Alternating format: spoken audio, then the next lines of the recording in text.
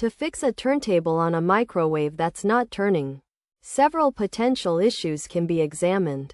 The turntable may not be spinning due to debris stuck on the turntable and roller ring, a broken drive motor, or a faulty coupler. To address this problem, start by cleaning the turntable and roller ring.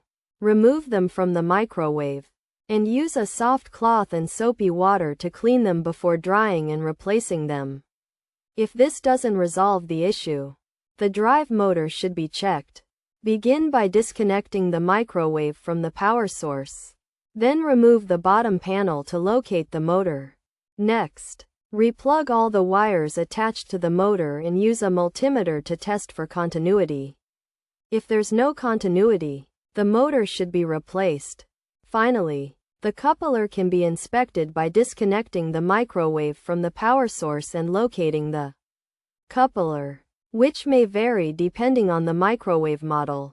Remove the coupler, check for any damage, and replace it if necessary. By following these steps, it's possible to fix a turntable on a microwave that's not spinning.